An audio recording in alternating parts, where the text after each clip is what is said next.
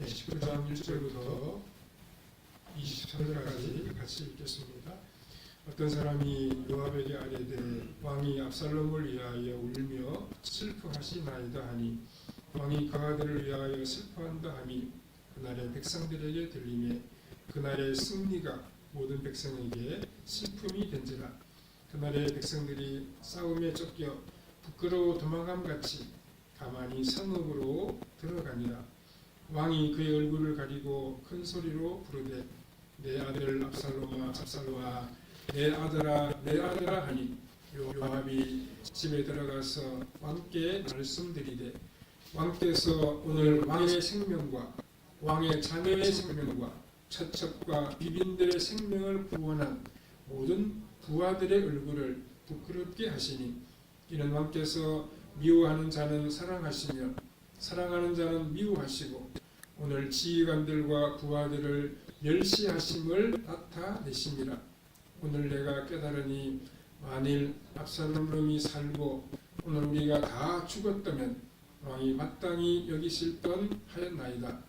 이제 곧 일어나 나가 왕의 부하들의 마음을 위로하여 말씀하옵소서. 내가 여호와를 두고 맹세하옵나니 왕이 만일 나가지 아니하시면 오늘 밤에 한 사람도 왕과 함께 머물지 아니할지라.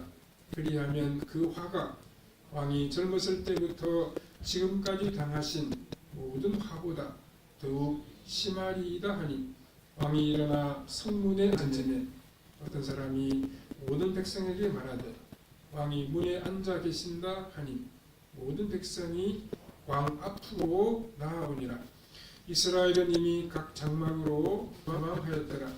이스라엘 모든 지파 백성들이 변론하여 이르되 왕이 우리를 원수의 손에서 구원하여 내셨고 또 우리를 블레셋 사람들의 손에서 구원하셨으나 이제 압살롬을 피하여 그 땅에서 나가셨고 우리가 기름을 부어 우리를 다스리게 한 압살롬은 싸움에서 죽었거늘 이제 너희가 어찌하여 왕을 도로 모셔올 위해 잠잠하고 있느냐 하니라. 왕이 사독과 아비아달 두 제사장에게 소식을 전하여 이르되 너희는 유다 장로들에게 말하여 이르기를 왕의 말씀이 온 이스라엘이 왕을 왕궁으로 도로 모셔오자 하는 말이 왕께 들렸거늘 너희는 어찌하여 왕을 궁으로 모시는 일에 나중이 되느냐. 너희는 내 형제요 내 고륙이거늘 너희는 어찌하여 왕을 도로 모셔오는 일에 나중이 되리요 하셨다 하고 너희는 또 아마사에게 이르기를 너희는 내 곤륙이 아니냐. 내가 요압을 이어서 항상 내 앞에서 지휘관이 되지 아니하면 하나님이 내게 벌 위에 벌을 내리시기를 바라노라 하셨다 하라 하여 모든 유다 사람들의 마음을 하나같이 기울게 하며 그들이 왕께 전가를 보내어 이르되 당시에서는 모든 부하들과 두고 돌아오소서 한지라. 왕이 돌아와 요단에 이르매 유다 족속이 왕을 맞아 요단을 건너가게 하려고 길갈로 오니라. 바울함에 있는 베냐민 사람 게라의 아들 시므이가 급히 유다 사람과 함께 다윗 왕을 맞으려 내려올 때 베냐민 사람 1000명이 그와 함께하고 사울 집안의 종 시바도 그의 아들 15과 종 20명과 더불어 그와 함께하여 요단강을 밟고 건너 왕 앞으로 나아오니라.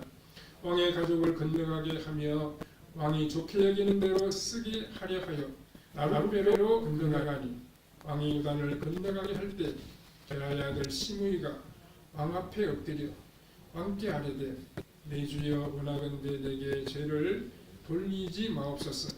내 주 왕께서 예루살렘에서 나오시던 날에 종의 패역한 일을 기억하지 마시오며 왕의 마음에 두지 마옵소서.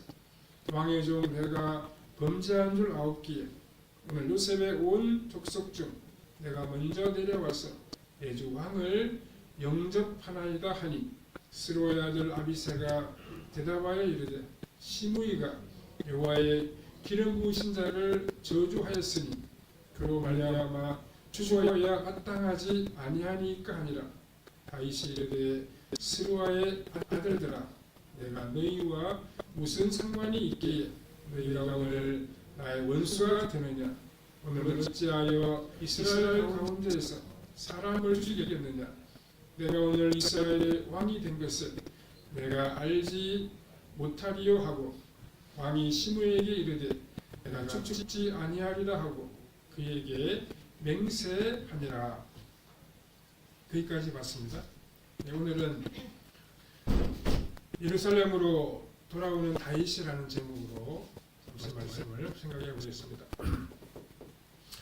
압살롬의 반란 때문에 다윗은 예루살렘이 있는 왕궁에서 쫓겨나야 했습니다. 아들의 반란으로 인해 다윗은 도망자 신세가 되었습니다. 그런데 그 반역의 주동자인 압살롬이 죽임을 당함으로 다윗은 이제 예루살렘으로 돌아오게 되었습니다.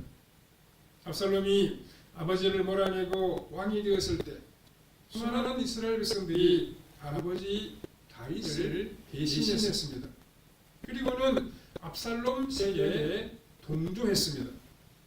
그러나 다윗은 예루살렘으로 다시 돌아올 때 그것을 자신에 대한 반역으로 여기지 않았습니다. 그 대신에 하나님이 자신을 징계하시는 것으로 받아들였습니다. 그러니까 다윗은 아들의 반역을 정치적인 측면에서 생각하지 않았습니다. 그는 신앙적으로 이것을 보았기 때문에 다른 사람들의 잘못이나 허물을 용서할 수 있었습니다. 오늘 본문을 보면 다윗이 자신을 배신한 사람들을 용서하고 어떻게 다시 이스라엘을 하나로 만들었는가 하고 라는 사실을 우리가 알 수 있습니다. 심지어는 도망가는 자신을 따라오며 저주했던 시므이를 용서했습니다. 이렇게 용서할 수 있었던 것은 다윗이 하나님의 사람으로 큰 그릇이었고 또 목자의 심정을 가진 왕이었기 때문에 가능했습니다. 또 한 그는 이러한 반역이 자신의 잘못 때문이라고 생각했으므로 이런 일을 할 수가 있었습니다. 그래서 압살롬의 편에 서 있던 사람들을 다 용서하고 관용을 베풀 수 있었습니다.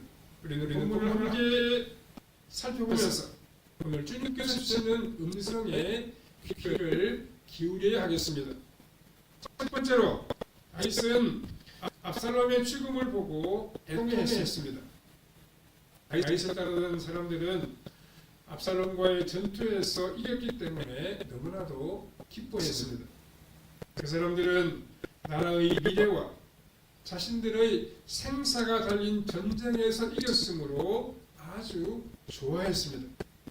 이들은 전쟁에서 이겼기 때문에 훈장이나 상을 받을 수도 있겠다. 아마 이런 생각을 했을 수 있습니다. 이번 전쟁에 참여한 사람들은 다윗과 그의 나라를 끝까지 지킨 사람들이었습니다. 그러나 다윗은 이번에 승리가 그렇게 기쁘지 않았습니다. 그것은 이번에 있었던 전투로 말미암아 사랑하는 아들을 잃었기 때문입니다. 아마 다윗은 압살롬을 생포해서 야단을 좀 치고 혼을 내는 정도로 그치고 싶었던 것 같습니다. 하지만 그 압살롬은 이미 죽고 없습니다. 아들이 죽었다는 이야기를 들은 다윗은 이 전쟁이 일어난 이유와 자신을 위해 싸워준 사람들에 대한 고마움을 생각할 겨를이 없었습니다. 다만 아들이 죽은 것에 대해서 비통해하고 있었을 뿐이었습니다. 일제자전 사전을 보면 어떤 사람이 요압에게 아뢰되 왕이 압살롬을 위하여 울며 슬퍼하시나이다 하니 왕이 그 아들을 위하여 슬퍼한다 하니 그날에 백성들에게 들리며 그날의 승리가 모든 백성에게 슬픔이 된지라. 그날의 백성들이 싸움에 쫓겨 부끄러워 도망함 같이 가만히 성읍으로 들어가니라 라고 했습니다. 다윗은 아버지니까 아들이 죽은 소식을 듣고, 비록 그 아들이 정치적으로는 대립관계에 있었지만 좋아할 수는 없었습니다. 또 승리하고 본 자신의 군인들에게 내 아들을 죽여주어서 참 고맙다 이렇게 말할 수도 없는 노릇입니다. 그런데 다윗은 반란자 아들에 대해서 너무나도 심하게 슬퍼했습니다. 오직 그 아들의 죽은 사실만 생각하고 그 아들 때문에 수고하고 고생한 자신의 병사들은 미처 돌아보지를 못했습니다. 이것은 이스라엘의 통치자로서는 올바른 태도가 전혀 아닙니다. 아들이 죽어서 슬픈 것은 당연한 일입니다. 하지만 왕은 만백성의 어버이와 같은 존재이며 공적인 인물로서 나라와 백성들을 돌아보아야 합니다. 즉 다윗은 왕으로서 개인적인 아픔과 슬픔을 누르고 백성들에게 제 아들의 이번 반역 때문에 여러분들에게 고통을 주어서 참 미안합니다. 여러분들이 반란을 진압하는데 너무나도 수고가 많았습니다. 이제 우리 힘을 모아 모두 좋은 나라, 복된 나라를 한번 새롭게 만들어 봅시다. 아마 이렇게 말했다고 하면 참 좋았을 것 같습니다. 물론 다윗은 이번의 반란이 자신의 죄 때문이라고 생각했습니다. 그러나 그렇다고 해서 압살롬의 반역이 용납될 수 있는 것은 아닙니다. 4절에 왕이 그의 얼굴을 가리고 큰 소리로 부르되 내 아들 압살롬아 내 아들아 하니라고 기록을 하고 있습니다. 다윗은 아들을 잃은 슬픔에만 잠겨 왕으로서 해야 할 일을 다 잊어버리고 있었습니다. 계속 이렇게 한다면 백성들은 크게 실망할 수밖에 없습니다. 사실 지금 다윗이 해야 할 일은 참으로 많습니다. 수고한 백성들을 위로해주고 갈라진 민심을 하나로 만들어야 합니다.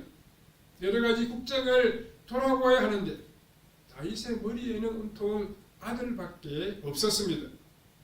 이것을 보고 가장 가까운 신하로서 요압은 다윗에게 충고를 했습니다. 사실 아들을 잃고 슬퍼하는 사람에게 충고한다는 것은 쉬운 일은 아니었습니다. 그러나 다윗이 왕으로서 해야 할 일은 하지 않고 슬픔에만 잠겨 있으니까 요압이 나라를 위해서 쓴소리를 하게 되었습니다. 즉 왕은 이제 더 이상 나라의 일은 다 손을 놓고 아이처럼 울고 있지 말라고 이야기를 한 것입니다. 어찌해서 반역을 일으켜 죽은 아들만 귀하고 나라를 지키기 위해서 목숨을 걸고 싸운 백성들은 귀하지 않느냐는 것입니다. 그리고 만약 계속해서 왕이 슬픔을 하고 있으면 왕이 백성을 위로하지 아니하면 오늘 밤에 모든 백성들이 다 왕의 곁을 떠나갈 것이라고 요압이 이야기를 했습니다. 그렇게 되면 백성들이 다 떠나간다고 하면 다윗이 젊을 때부터 지금까지 당한 화보다 더 큰 화를 당하게 될 것이라고도 말했습니다. 그러니까 이 요압은 나라 전체를 생각하여 개인적인 슬픔은 이제 여기서 좀 참아달라고 이야기를 한 것입니다. 요압의 이러한 충고는 다윗으로 하여금 정신을 차리게 만들었습니다. 사실 우리 주위에 이렇게 적절하게 충고해 줄 사람이 반드시 필요합니다. 다윗은 이 요압의 충고를 그대로 잘 받아들였습니다. 그리고는 이제 성문에 나가 앉아 있었습니다. 다윗이 올바른 충고를 받아들인 것은 그가 고상한 인격을 지닌 사람이었기 때문입니다. 다윗이 성문에 나가 앉은 것은 이제 백성들을 위해서 일을 하기 위해서였습니다. 이 소식이 널리 전해지자 많은 백성들이 왕 앞으로 나왔다고 본문이 기록을 하고 있습니다. 두 번째로 백성들이 다윗을 예루살렘으로 모시고 왔습니다. 수많은 사람들이 반란을 일으킨 압살롬 편에 가담했습니다. 그런데 그 압살롬이 죽자 이스라엘 백성들은 다시 다윗을 왕궁으로 모셔와야만 했습니다. 왕으로 다시 모시고 오려고 하니까 얼마 전까지 다윗을 배신한 죄책감이 있었습니다. 그렇다고 해서 가만히 있으면 앞으로 다윗과의 관계가 매끄러울 수가 없습니다. 그래서 이스라엘의 여러 지파에 속한 사람들은 다윗 왕을 어떻게 모셔올지 모여서 의논을 하게 되었습니다. 9절과 10절에 보면 이스라엘 모든 지파 백성들이 변론하여 이르되 왕이 우리를 원수의 손에서 구원하여 내셨고 또 우리를 블레셋 사람들의 손에서 구원하셨으나 이제 압살롬을 피하여 그 땅에 나가셨고 우리가 기름을 부어 우리를 다스리게 한 압살롬은 싸움에서 죽었거늘 이제 너희가 어찌하여 왕을 도로 모셔올 일에 잠잠하고 있느냐 하니라 라고 했습니다. 이스라엘 백성들의 염려는 다윗이 다시 예루살렘에 돌아왔을 때 다윗을 반역한 자신들에게 복수하지 않겠느냐 하는 것입니다. 그런데 백성들은 그 복수를 그래도 좀 막으려고 하면 왕을 빨리 예루살렘으로 모시고 오는 것이 더 필요하다고 생각했습니다. 사실 조금 전까지 압살롬의 편에 서서 다윗에게 등을 돌렸는데 이제 다시 무슨 낯으로 왕을 맞이하러 나가겠습니까? 그러나 그 백성들이 이제라도 다윗과의 관계를 회복하는 것이 더 중요하다고 여겼습니다. 하나님의 백성들은 아무리 큰 잘못을 했더라도 그 잘못을 시인하고 용서를 구하는 그러한 삶을 살아야 됩니다. 누구나 다 잘못은 금할 수 있지 않습니까? 그래서 잘못했을 때 내가 잘못했다고 용서해달라고 말하는 것이 참으로 중요하다는 것입니다. 11절 12절에 보면 다윗은 두 제사장에게 자신과 같은 지파인 유대 장로들에게 가서 온 이스라엘이 나를 다시 왕궁으로 모셔오려고 하는데 내 형제요 고륙인 너희는 왜 가만히 있느냐라고 하는 말을 전하라고 했습니다. 사무엘하 19장 후반부에 보면 이스라엘과 유다 지파가 다윗 왕을 먼저 모셔오려고 합니다. 그렇게 한 것은 아마도 왕을 먼저 모시고 오게 되면 나중에 다윗이 왕궁에 돌아왔을 때 주도권을 행사할 수 있다고 생각했기 때문일 것입니다. 결국은 순수하지 못한 동기로 서로 다윗 왕으로부터 점수를 따려고 했습니다. 왕에게 등을 돌리고 배신을 했던 이스라엘과 유다 지파 사람들이 압살롬이 죽게 됐자 태도가 완전히 달라졌습니다. 즉 경쟁적으로 왕에게 충성을 하려고 했습니다. 이런 모습은 보기에 좋은 것은 아닙니다. 그리고 이러한 과잉 충성이 결국 이스라엘과 유다 지파 사이에 감정적인 앙금이 되었습니다. 한 공동체 안에서 갈등과 분쟁이 있을 때에는 자신과 다른 처지에 있는 사람, 평소에 자신과 다른 입장에 있었던 사람들을 더 보살펴주고 신경 써주는 그런 일이 필요합니다. 또 연약한 사람들을 더 돌아보고 그들에게 더 큰 관심을 기울여야 합니다. 세 번째로 다윗 주위에 거짓된 자와 진실된 자가 함께 섞여 있었습니다. 다윗이 이제 왕으로 복귀하게 되었을 때 참 곤란한 사람들이 있었습니다. 가장 크게 입장이 난처하게 된 사람은 다윗을 따라가며 저주했던 시므이였습니다. 시므이는 다윗이 황궁하면 가장 먼저 자신이 죽을 줄 알았습니다. 그래서 그는 다른 그 어떤 사람들보다 먼저 다윗 왕을 맞이하러 나갔습니다. 18절 후반부에서 20절에 보면 왕이 요단을 건너가게 할 때 게라의 아들 시므이가 왕 앞에 엎드려 왕께 아뢰되 내 주여 원하건대 내게 죄를 돌리지 마옵소서.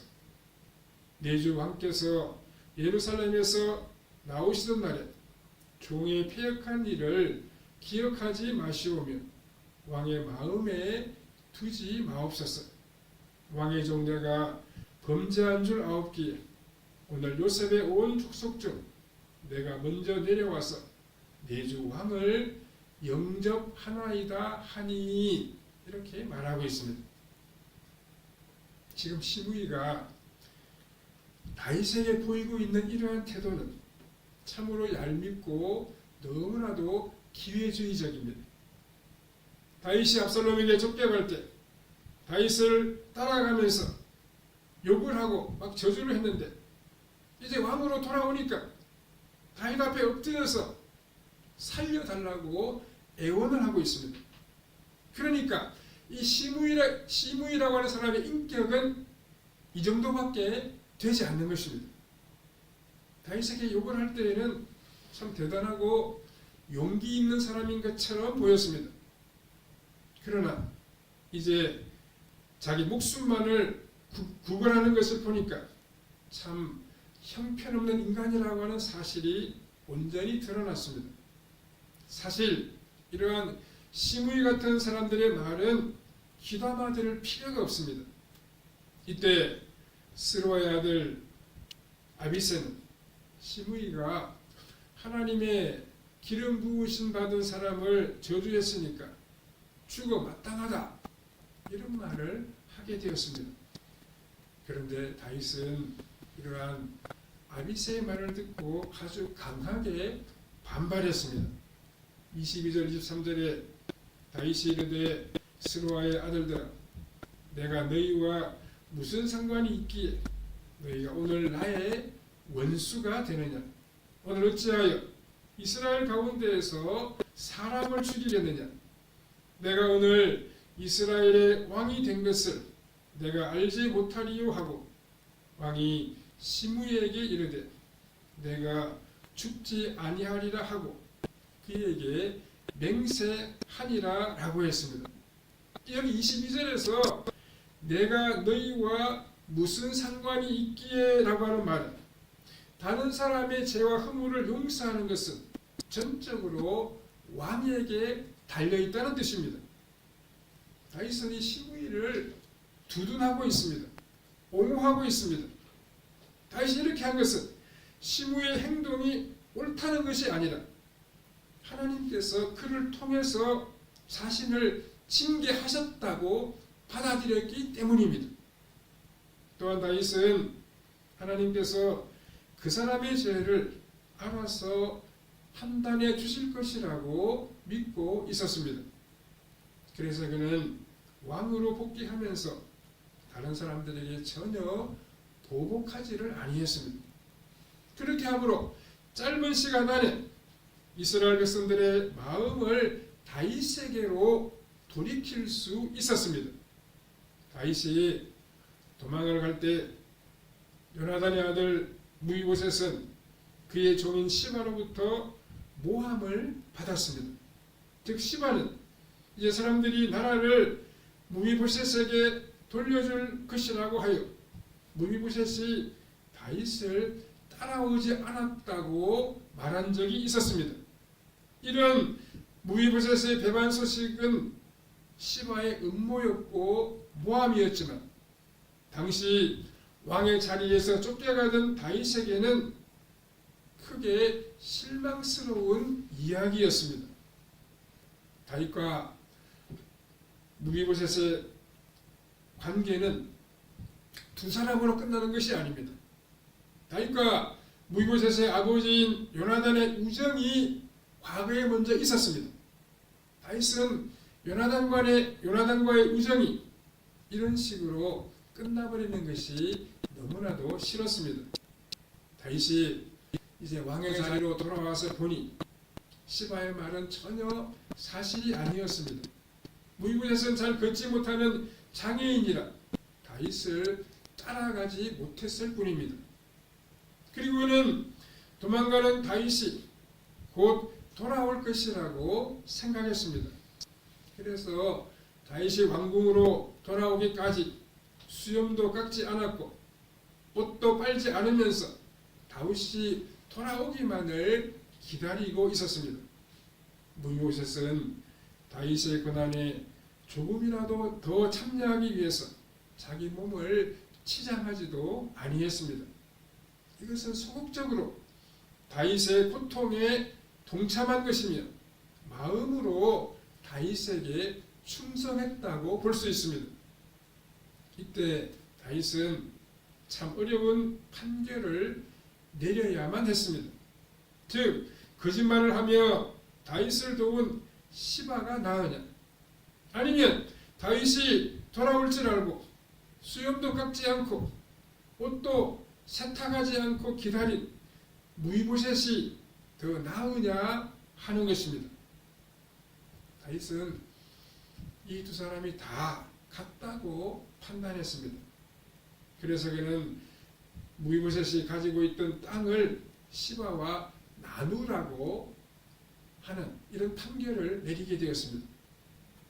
이것은 다윗이 자신이 어려울 때 도왔던 시바의 공로를 인정해 준 것이라고 볼 수 있습니다. 또 길르앗 사람 바르실레가 있었습니다. 이 바르실레라고 하는 사람은 참 돈을 많이 가지고 있는 그런 사람이었는데 다윗이 편안을 갈 때 실제적으로 크나큰 도움을 주었습니다. 이 사람은 하나님께서 자신에게 돈을 많이 주신 것은 왕이 어려울 때 도우라고 주신 것이라고 받아들였습니다. 그래서 그는 하나님이 공급하시는 것처럼 풍성하게 다윗의 필요를 다 채워주었습니다. 우리는 다른 사람이 어렵고 필요한 부분이 있을 때 그것을 채워줄 수 있는 것이 나에게 있다고 하면 감사하는 마음으로 그 사람을 도와주어야 합니다. 다윗은 바르실레의 도움이 너무도 고마워서 예루살렘으로 같이 가자고 그렇게 이야기를 합니다. 하지만 이 바르실레는 왕의 제안을 거절하고 맙니다. 그 이유는 내가 하나님이 주신 것으로 왕을 도와준 것인데 그 도와준 것으로 내 할 일은 다 끝났다고 여긴 것입니다. 자기가 왕을 도와줬다고 생색을 내지 않았습니다. 그 도와준 것을 보상받으려고 하는 그런 마음도 바르실레에게는 없었습니다. 이 얼마나 복되고 아름다운 마음입니까? 바르실레는 왕을 따라가서 무슨 보답을 받는 것은 바른 삶의 자세가 아니라고 생각한 것입니다. 다윗은 하나님의 은혜와 도우심으로 예루살렘으로 돌아올 수 있었습니다. 그런 아버지의 사랑 때문에 압살롬의 죽음을 슬퍼했으나 정신을 차리고 백성들을 위로하고 백성들을 돌아보았습니다. 그리고 자신에게 반역했던 모든 사람들을 다 넓은 마음으로 용서했습니다. 이번 사태는, 이번 반란은 내 잘못 때문이고 내 죄 때문이라고 받아들였기 때문이기도 합니다. 다시 나라를 하나로 결속시키기 위해서는 용서와 겸손밖에 없었습니다. 무이보셋은 모함을 당했지만 다윗의 고통에 동참함으로 그 충성심을 조금이라도 인정받았습니다. 바르실레는 다윗에게 큰 공이 있었지만 자신의 공로라고 여기지 아니했습니다. 이것이 참으로 복스럽고 아름다운 삶의 자세입니다. 자신의 공로를 드러내지를 아니한 것, 참으로 우리 삶의 좋은 본보기가 된다고도 말할 수 있습니다. 다른 사람의 필요한 부분을 채워주고 다른 사람의 힘이 되어줌으로 우리도 한 걸음 한 걸음씩 예수님을 닮아가야 합니다. 그것이 바로 예수님의 사랑의 마음인 것입니다. 바르실레의 사랑과 섬김의 마음을 우리의 삶 속에 나타내므로 다른 사람들을 세워주고 축복하는 성도님들의 삶이 다 되시기를 바랍니다. 사랑하는 하나님, 감사합니다. 다윗이 반란이 끝나고 예루살렘으로 돌아올 때 자신을 원망하고 저주하고 비난했던 사람들을 용서하며 사랑과 용서의 마음으로 나라를 화합시킨 것을 우리가 함께 생각해 보았습니다. 우리도 우리의 힘이 있고 능력이 있을 때 그것으로 다른 사람들을 도와주고 축복하며 살게 하여 주시옵소서. 그렇게 도움을 주었다고 해서 우리의 공로를 드러내지 않고 모든 것이 다 하나님의 은혜임을 기억하고 하나님 앞에 나아가 살아가는 우리의 신앙생활이 되게 해주시기를 원하옵고 예수님의 거룩하신 이름으로 기도하옵나이다. 아멘.